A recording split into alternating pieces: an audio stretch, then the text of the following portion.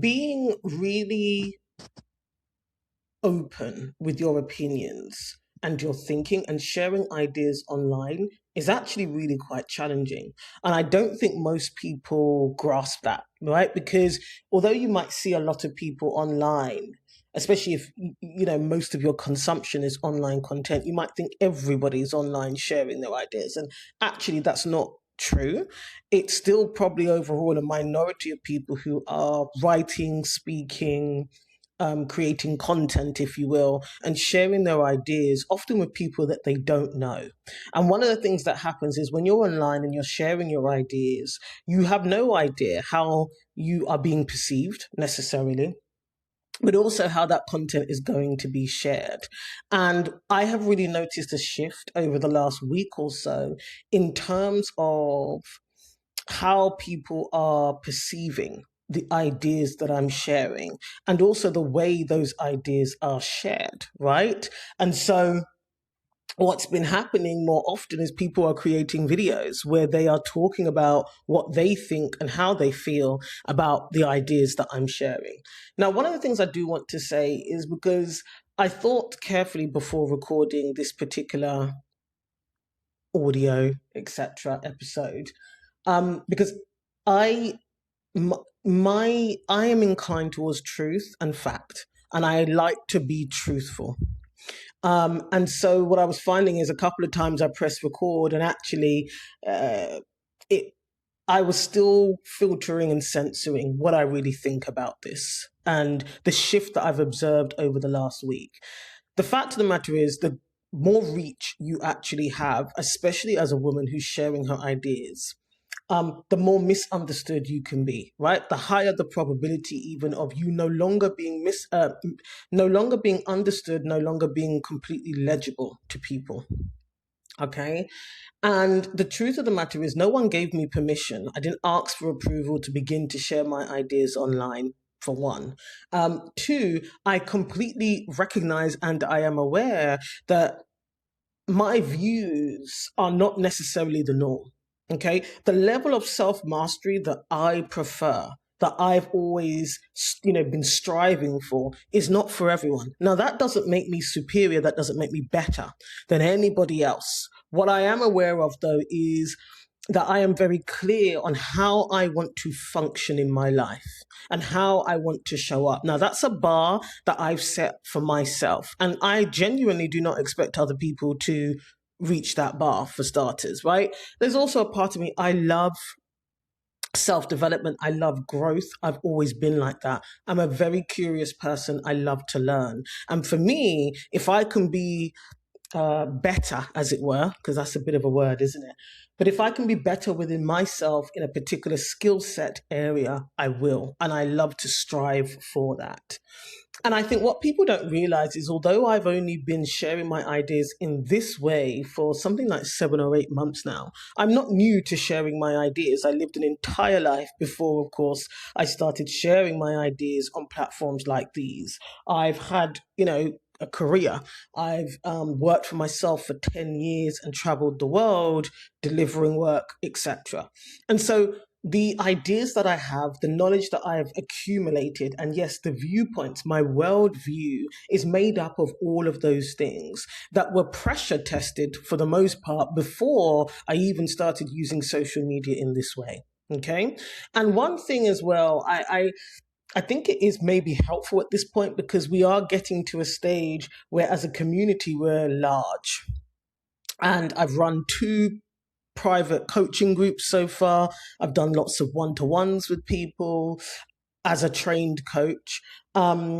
I've delivered lots of training talking about invisible contracts and what it means to be unpunishable as a woman, right? This stuff is not new, right? I have not just decided to pick up a mic or turn the camera on, randomly. No. Okay. And also, one of the things that you have to realize is I grew up in a religion that is always being questioned and challenged. And when you grow up as a child in that religion, you're always being questioned and challenged by adults, whether that's adults at school, adults, when you're out and about, adults in your extended family. If you're out doing the preaching work, you are interacting 9 times out of 10 as a child and then a young person with adults. And so I'm used to being the only one in a room with a certain viewpoint or worldview. And I'm used to having conversation, debate, discussion where people disagree with me and fundamentally have a different worldview. So that doesn't bother me and it doesn't scare me. Okay. And I have a higher threshold than many because, if you think about it, when you have grown up and spent, nearly 3 decades talking to complete strangers, okay, and asking them quite existential questions in any scenario, whether it's public, private, informal settings, like, what do you think happens when you die? Right? And so you've spent nearly 3 decades having those types of conversations with other human beings. This stuff is water off a duck's back, right? Because what that teaches you to do, or one of the things I learned, was that one, in many ways, you can't be attached to what people think of you, 1. 2, you have to be really clear in yourself about what you believe and why you believe it and how you got there, because I think that that's important, me personally. And so for me, I'm more invested, as it were, in how I think. And this is why I always talk about thinking faculties, about my intellectual capacity and ability, because it's extremely important to me. I see it as a gift and I love to stretch it, stress test it, expand it. I actually get a lot of joy. I find it stimulating intellectually to do that. And that's not something that I don't take it for granted, is my point. And so I'm really comfortable having conversations and discussions. I'm genuinely curious about what other people think and how they got there. Now, after years of being trained to talk to people, teach and preach, obviously I have developed the ability to speak, to express myself, to communicate, to present. It just depends upon the context. That is something that I was trained to do. And so that over time comes with a certain level of competence and a certain level of ease. But what I have found is that can be very off-putting. That can maybe even be intimidating to other people. And a lot of the time, I'm not saying obviously people don't disagree with me. What I am saying is a lot of the response that I receive, and I've noticed this shift over the last couple of weeks, is more of a response on an energetic level to my posture and my demeanor and the certainty I have within myself about how I see myself and how I see myself in the world, right? So it's not so much about how I see the world, because everybody has their own world view, but how I see myself in the world. And I have lived quite a nomadic lifestyle. There were many years I was quite nomadic in terms of travel and work. I've always seen myself as a global citizen. And in that regard, I don't feel like I need permission to go to a new place and explore it and learn. And actually, I suppose there is an audacity. For me, there's no place I don't feel like I can walk into if I want to explore it. But also what that means is that I don't desire to fit in, because I've never fit in. I've never been completely legible, easily categorized. In whatever group you might look at me and think that I can be put in, okay? Especially because for most of my life, I have always been somewhat of an outlier in terms of the life I was living, my way of living when I was in my former religion. So it doesn't worry me, it doesn't bother me when I am not immediately understood, immediately accepted, embraced as one of us, whatever that might mean, okay?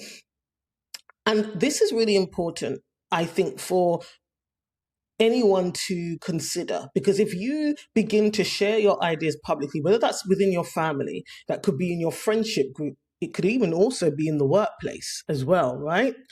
when you start to do that, you are going to potentially experience resistance and pushback. But also, people may even resort to making comments that aren't really about what you're sharing.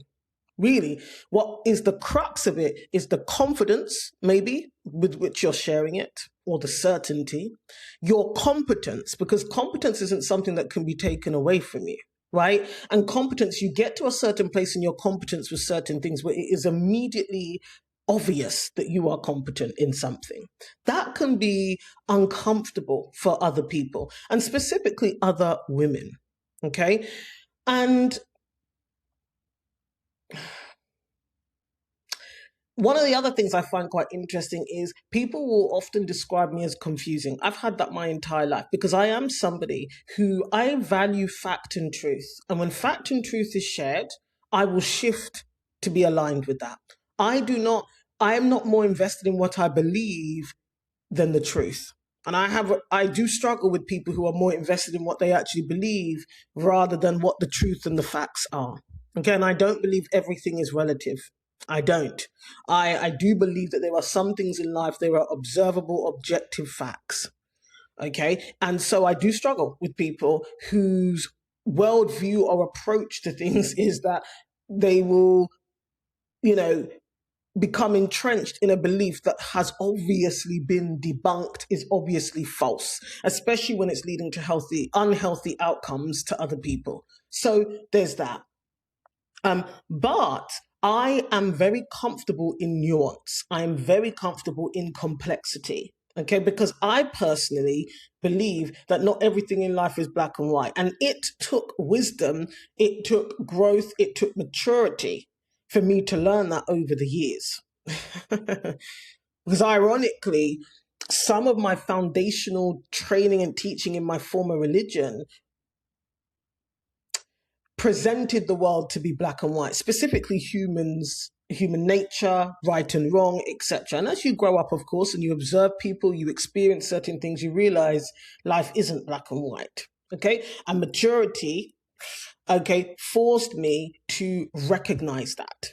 And so when I'm talking about, invisible contracts, female autonomy, okay, what self-authorship looks like for the modern single woman in the world that we live in today, that is complex and it is nuanced.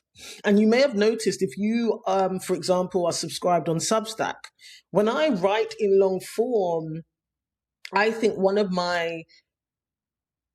I love doing and one of my gifts is being able to break something down, because one of the things that's important to me is being able to express the interiority of something, often the unspoken, unsaid things, because that's often, when things are not said that are true or that actually exist, either one. Okay, that's why feelings get minimized. I think lived reality is extremely important. It's an important data point. And one of the things for me, as I say, that's important is speaking to that. And so I like to break things down.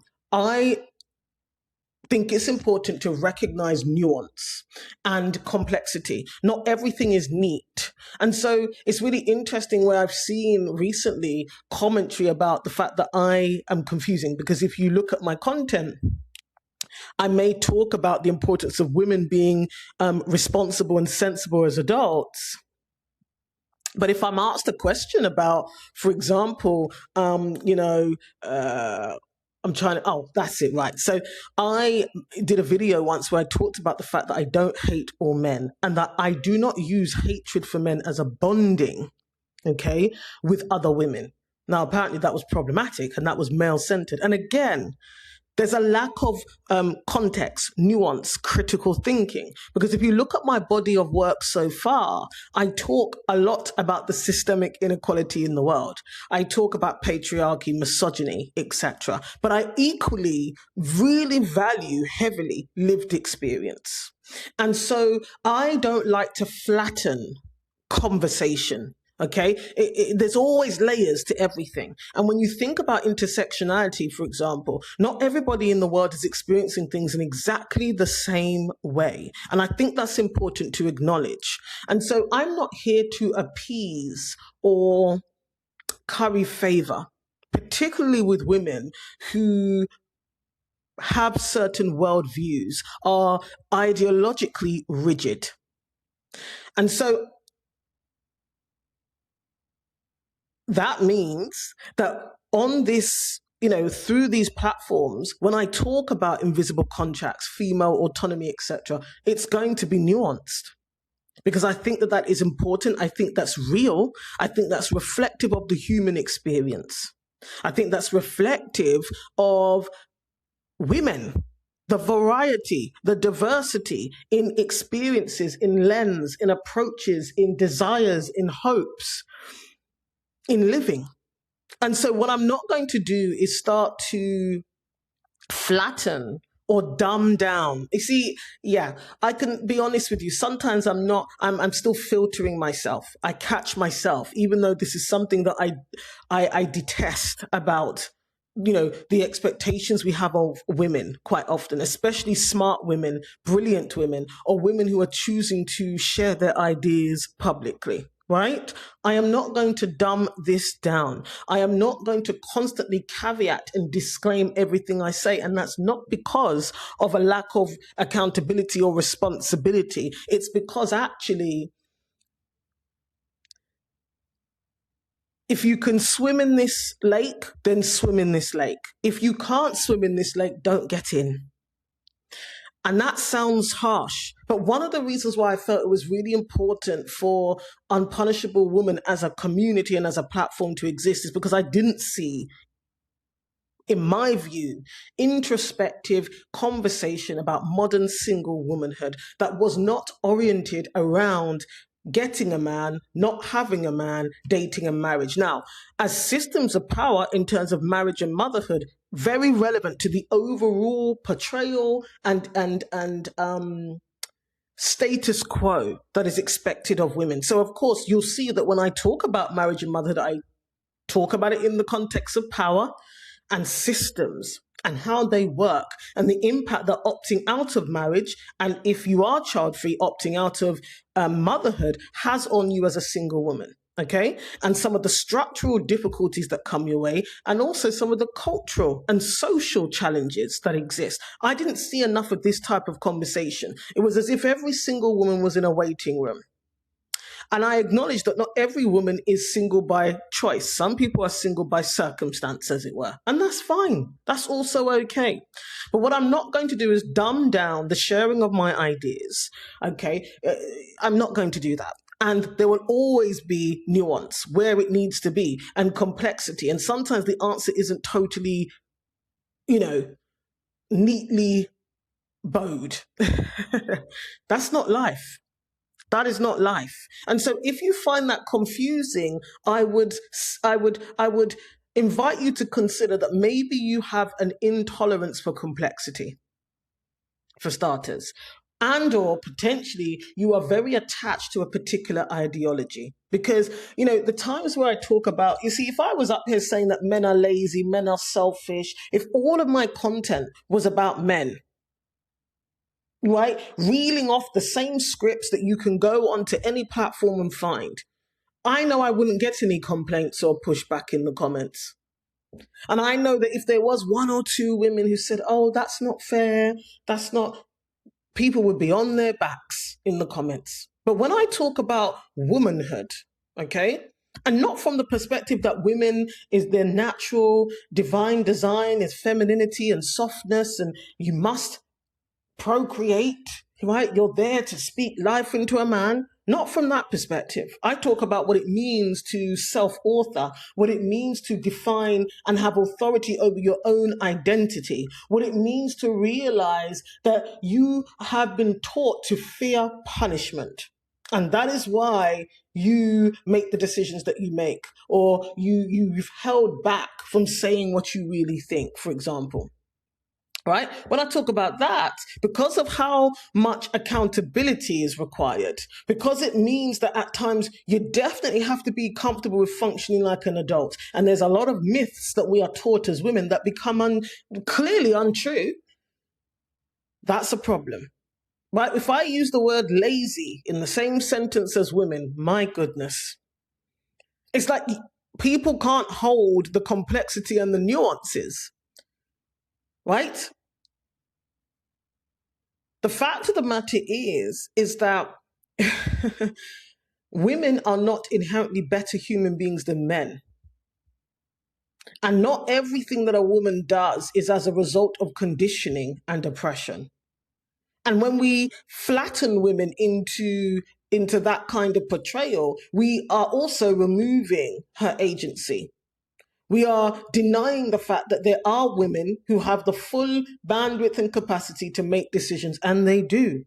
And some of those decisions objectively can be assessed as wrong. For example, I just saw literally discussion happening about a woman who has been sentenced to 7 or 7.5 years in prison because she threw her baby out of the window because she didn't want to lose an executive job that she has. You can Google it, right? This is what I mean.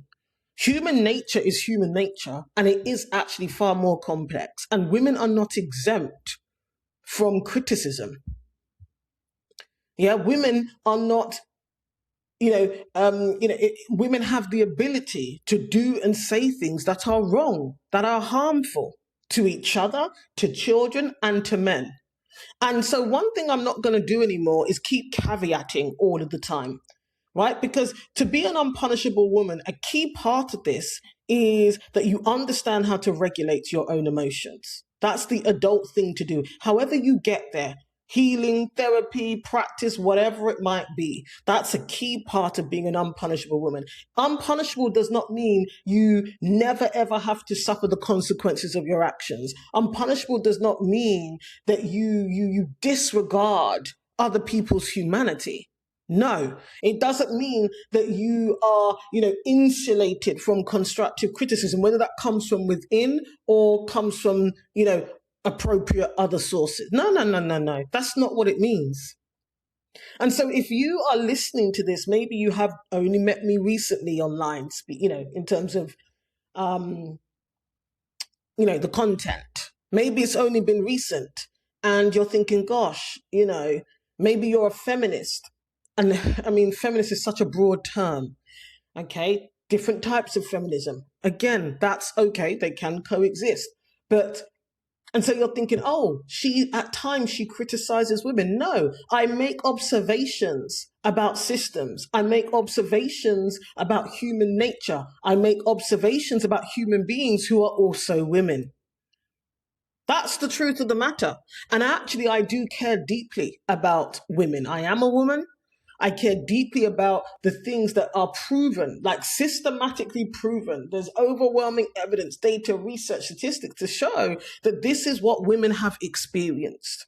And quite frankly, one of the things that annoys me the most when I see a lot of other platforms, and when I say other platforms, I'm talking about the type of platforms where they bring researchers on, they have media personalities, authors, etc., who come on and debate certain topics, whether that's about like the declining birth rate, for example, or mental health, whatever it might be. 99% of the time, there is a lack of diversity on those panels. Yeah, 99% of the time, there's no person of color in the room. And when I say person of color, I'm not just talking about someone random, people who have expertise. What about the researchers? Right? And sometimes they're discussing issues that are integral and intrinsic to the day-to-day reality of women, and they don't even have a woman in the room. And when they do have a woman, a lot of the time, they are women who hold certain views or have certain worldviews. They are not usually women even from the global majority. And so there are some of us who are choosing to come online and share their ideas, choosing to have difficult conversations, choosing to sit in the complexity and not regurgitate and reproduce done and tested content about body count, about who pays on the first date, about provider men, about how you can be feminine as a woman. I mean, the list goes on and on and on. Aren't you tired of that content? Because surely you get to a certain age and place in life where maturity should be kicking in. That stuff shouldn't even interest you. It shouldn't stimulate you anymore. It certainly doesn't stimulate me. It's boring. It's played out. And actually, a lot of the time, it's beneath my intelligence level, beneath my consciousness. Now, I know that that can be perceived as arrogance. I get it. Okay, but that's not what I'm here to reproduce. I'm also not here to produce content that fuels people's pain. No. Again, it would be all too easy to sit here and talk about men this, men that.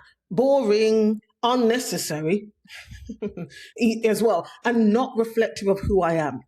If you ask me a straight question about what I think about certain things like submission, like gender roles, provider men, I'm going to tell you, right? I have a view, absolutely. But that's a drop in the ocean as to my interests and as to what I'm invested in as a thinker, a writer who is choosing to share ideas about modern singleness for women. Okay, and all too often, society as a whole wants to remove a woman's right. They want to deny your right to make decisions for yourselves. And they want to deny your ability, your capacity to think for yourself. And so sometimes when we speak, we're not taken seriously. We're not believed. And other people are speaking for us. Like I said, some of these massive platforms will be talking about things that are intrinsically relevant to women in the global majority, and there's none of that expertise and representation there. Okay, so if you are expecting this to be the run-of-the-mill stuff, you're wrong. And rather what I mean is you'll be disappointed. Okay, and there's nothing for you to be confused about. You have to be able to work within the nuance and the complexity, because that's what I'm going to bring. That's what I'm going to bring. That's all I can bring into this, because I don't believe life is black and white. So that's what was on my mind to share. And I had to think really carefully about how to share this, because I'm aware that ultimately, I do feel the appropriate level of responsibility about what I say publicly and the impact that might be having on other people. And at the same time, you know what? I did many years of dumbing myself down, whether that was in friendships, at school, always dumbing myself down, changing maybe my language slightly, not using certain vocabulary because other people felt it was a big word. People always saying, oh, you think too deeply, you're too much, you're too specific. Yeah, when you speak truth and you're like, actually, this is what happened, I saw you, it's a problem. I'm not going to do that on a platform that I gave myself permission to create. No, I'm not here to appease and fluff up. And look, the other thing is I can't control who chooses to engage with the content. I have noticed over the last 6 weeks, probably we have more men who engage with the content. It is what it is. As long as they are respectful, then it's okay, right? And I will not have this whole thing about I'm a pick-me, I'm male-centered. Again, if you have consumed any of my content over the last 7-8 months, that cannot be said with any truth or fact whatsoever. And so just because there are times where I comment on structures and systems that also disadvantage men, that doesn't make me male-centered or a pick-me. Right, because I will always lean towards truth and fact. And if truth and fact is presented to me, I'm going to move and shift in that direction. I am not somebody who is stupid. I'm sorry. To me, it is a folly and it is stupid when you are presented with fact and truth and you still choose to believe something different. That's not my thing at all. At all. So that is what you can expect moving forward. I will be digging deeper into the topics that we've talked about a lot over on TikTok, on the Substack. I'm always really interested in your views, any questions you've got, your comments, right? Because that also helps me to keep refining.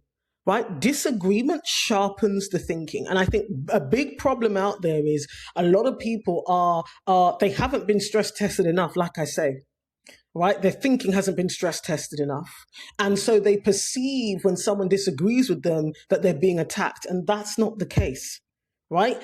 Being able to be around people that you disagree with respectfully, right? But actually disagree based on the facts, not misrepresentation, is important. And it gives you an edge. It sharpens you, your thinking, your reasoning skills, your ability to debate, your ability to discuss. Okay, and it's one of the most powerful things as a woman you can have as a skill, by the way, right? You know, I always say money, your thinking faculties is the next one, because not just anybody can come along and tell you something is blue when it's not blue, because you understand how to think and how you get to your conclusion. And so that's what this space is actually for. It's not for, I will not be reaffirming and validating things that are untrue, for starters, and foolishness. Okay? And I'm not going to agree to things that I don't agree with. And I'm not going to be performing. You see, people talk about performing for the male gaze and the male approval. I'm not going to perform, okay, to belong with other women, whether they look like me or not. Whether they identify themselves as feminist or not, I don't care. What I'm interested in is the truth in lived reality. I'm always curious about the nuance of women's lived reality. So yeah. Subscribe to the Substack, because this is where I talk about these kinds of things Monday to Friday. I kind of deep dive on a particular topic, and that's really interesting. We're building a really beautiful community of thinkers. And so you'll find when you look in the comments, people are really sharing their views in the comments. So the link for that is in the description. Until next time, stay unpunishable.